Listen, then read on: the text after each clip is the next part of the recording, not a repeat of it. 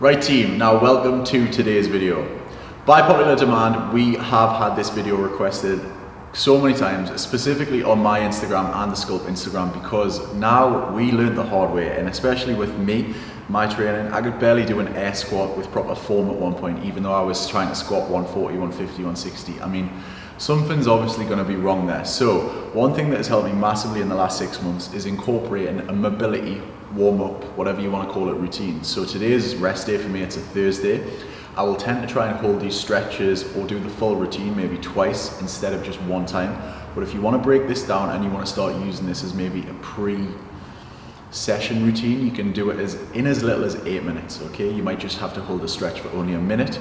And like I've just said, if you want to try and enhance it, get better results, get more mobile, just try and increase the frequency of the amount of times you do it per week and you will be absolutely fine. So we're going to try and start low down, trying to get the ankles, get the calves, get the quads moving, and then work our way up the body. So it's pretty much going to be 8 staple movements. So if I only had 8 mobility drills to do, these are what I would be doing. Okay, so check it out. We're going to start with a squat opener. Right, so the first one, like I said, this is going to be a squat opener or sitting nice and deep in the bottom of a squat. So the reason we're here is because you might need a little bit of a helping hand, and it's quite good to be around a rig or squat rack in your gym to do this. So pretty much you're going to be in your air squat stance, feet shoulder width, and you're just gradually going to drop down into the bottom squat position. And then if you can, we're going to use the elbows here to try and push the knees away a little bit wider than it tracks with the toes, and you're just trying to open the hips here. Now, believe it or not, this is something that I really like for ankle mobility as well, because if you consciously start thinking, once you're comfortable in this position, of moving your body forward and tilting onto your ankles, if you've got immobile ankles, you'll feel a little pinching pain just at the top of your laces here. So if you try and sit forward and you're just trying to rock your body weight into the perfect squat position where your weight is in your heels, like that, in forward, you will start feeling a little bit of a stretch and a release on your ankles, which is going to try and make them more mobile. Now, when I first started doing this, I really sucked at getting in this position. It was horrible, I was curved forward. So one thing that I found that was quite useful is getting the rack here and holding the rack, or like I'm doing here, just pretty much being here, having nice long arms so you can maintain a nice neutral spine, moving forward, trying to feel the stretch of your ankles, and sitting back. And gradually, if you start doing this for maybe a couple of minutes, a whole day, your squat position in the bottom of a heavy squat will get better. Something that I've always struggled with being a tall lifter is being, capsizing and leaning forward too much in my squat. So this has definitely helped me. And once you start sitting there for a long period of time, it will definitely help you and you'll start feeling it more. Your hips will open better, your knees will be more comfortable driving out in a heavy back squat, and generally you'll just feel good and it will loosen off everything, ready to attack heavy loads. So like I said, hold that for a minute, hold it for a little bit longer. That is pretty much mobility drill number 1. So the second thing that we're going to do is going to be a glute release. So there's something that I got off GoWOD, which is an app that you can use for mobility. I think it was a locust, not lotus, Biscoff spread, but as a locust glute stretch. So what we're going to do is we're going to use a wall. You're pretty much going to imagine you're doing a squat and get against the wall in that position. So if you imagine your feet are in your squat stance, okay, and you're just shuffling forward to make sure that your back is pretty much flat on the floor and in that squat stance. Now, what you're going to do is you're going to choose a side first, because this is a one-side mobility drill. And say I'm going to choose my right side first. I'm going to get this foot up, I'm going to place the ankle across the knee, and I'm going to try and sit my bum back flat on the wall. Okay, so I'll show you the other side just because the camera's here. Left foot, left ankle is going to go across to the right knee. And as I'm going to be here, you can see my back's compromised. I'm just going to try and flatten my back, which is already putting a little bit of pressure on my glutes. It's trying to release. And then the last thing is I'm going to use the palm of my hand here to try and push that down. And you should feel a really nice, nasty stretch and release of that left glute when it's this side. And then obviously on the other side, it's going to switch. So you try and find a position where you're comfortable, getting the back flat, palm of the hand, push it down, and you want to hold it there for a minute. Okay? Even longer if you want to really exaggerate it and get a better stretch, get a better release of the glute. This one is absolutely one of my favorite drills, favorite stretches. And then once you're happy with that, you're just gonna switch over, feet back in an air squat stance, and then you're gonna do the other side. This is quite a good one. So I'll just chat to you here. This is quite a good one if you are someone that says knee pain or back pain, because normally quite a lot of those recurrent injuries and pains happens from having tight glutes. Okay, tight glutes is normally the creator of a lot of problems. If you think about those glutes being tight, it's basically stretching the muscle away from your kneecap, and it could cause knee pain, and vice versa. If you're having lower back pain, quite a lot of it, I'm not saying everything, but quite a lot of it you could fix yourself if you released your glutes and you weren't as tight. Okay, it's also a great one for a desk workout if you're sitting having office syndrome. Okay, so try that one out as number 2. Right, so you've hit your ankles a little bit, you've hit your glutes, now we're going to go on to quads. So this is a little quad release that I love. This is probably your best friend, or maybe just get a baggy hoodie and roll it up, just so it takes a little bit of pressure off the knees.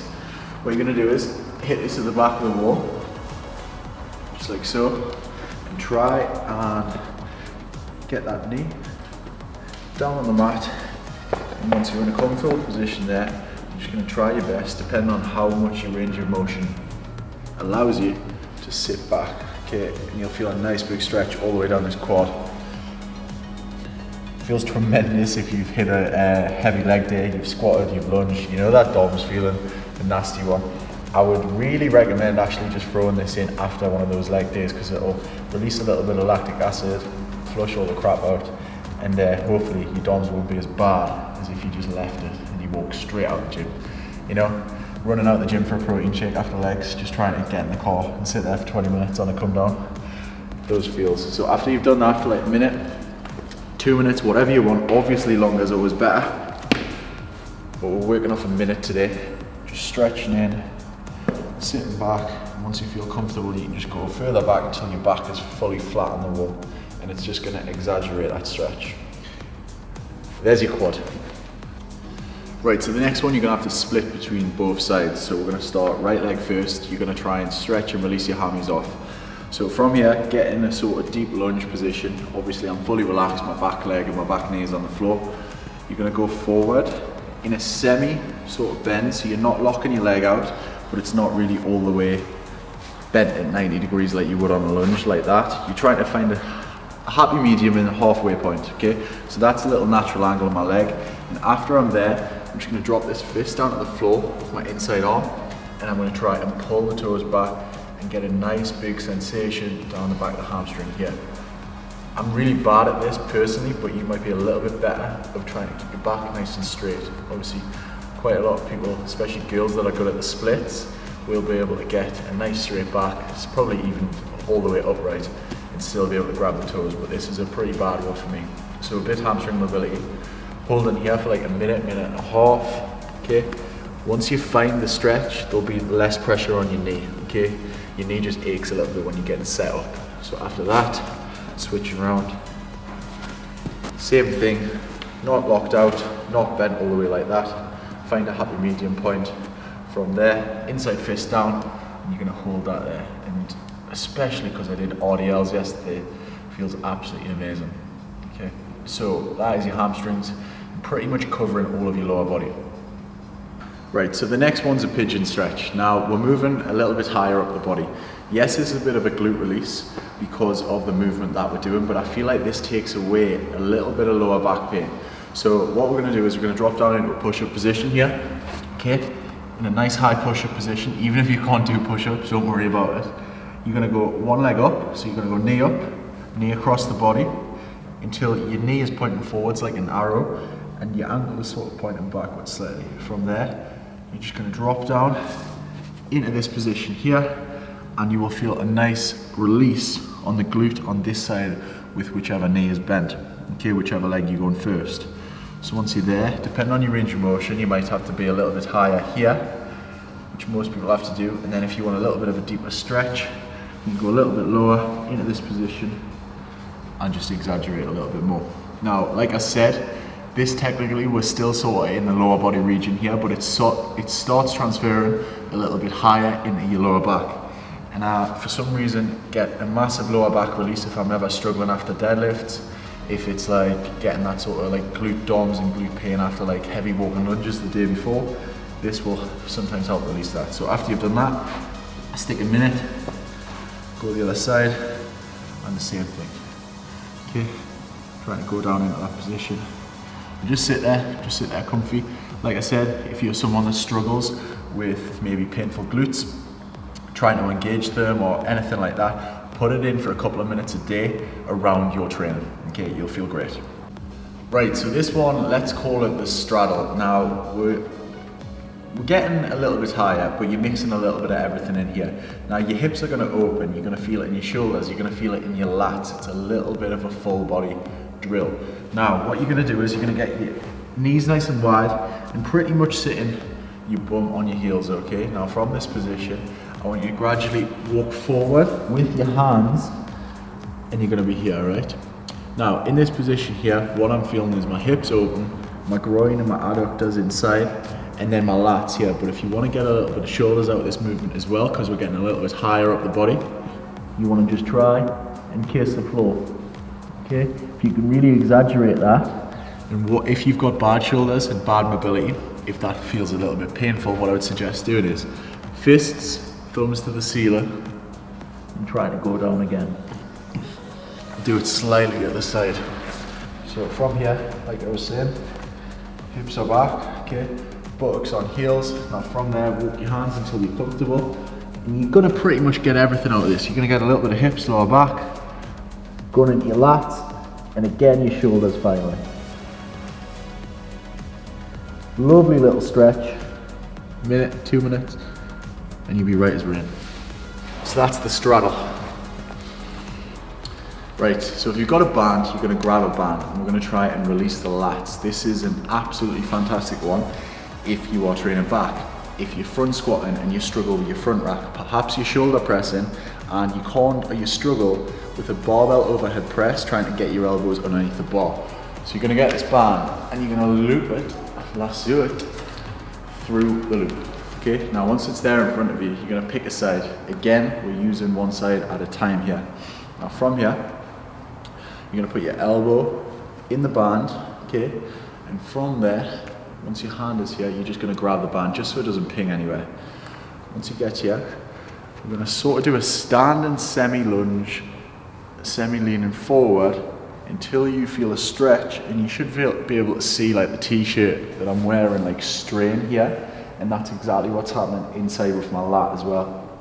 So that lat is getting released. Probably bringing a little bit of shoulders in that as well, but predominantly I'm trying to release this lat. And obviously, if you can relate this to a front squat for you front squatters out there, the same thing as before you're getting your front rack up, strong shoulder press, everything like that. So once you've done one side, same thing, elbows rest on the band, thumb comes in just to stop it from pinging you in the face, and then you're going to lean into the stretch and you'll feel a nice big lat release. Right, the final one, the one that I would pretty much go into last before potentially shoulder pressing, perhaps doing a snatch, anything like that. Opening up the shoulders, and especially for you people that have abused the bench press in your early years like me, this has helped me massively. So shoulder dislocations, it's not as horrible as it sounds. Okay, all it means is getting a PVC pipe or a band. You're gonna look up, you're gonna try and keep straight arms while going all the way back, passing through, and passing back to the front. So you're passing through, passing back to the front. What you want to try and avoid is like bending your arms and like sort of just going like that. Try and keep your arms as straight as possible. It'll give you a much better true representation. And even things like, you know, back squatting where you feel a bit tight getting under the bar on the back of your neck and you feel like you can't get in close enough. You feel like you're out here and you're wobbling all over the place. If you want a tighter bar position when you're back squatting, this will help allow your shoulders to be more mobile at getting in that position. Okay, so shoulder dislocations is one of the favorites. Try and incorporate that into your routine, and apart from that, you've got all of the mobility drills that I would say you need to get a full body warm up before you're lifting big, perhaps doing it on your rest days, and pretty much holding the stretches for at least 8 minutes.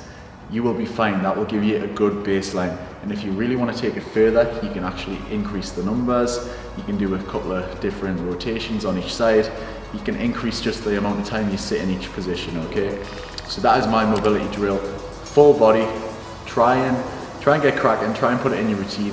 Comment below how you found this video, how you're getting on, and save this video and share it with someone that you know that's struggling. That is all for now, and I will see you in the next video.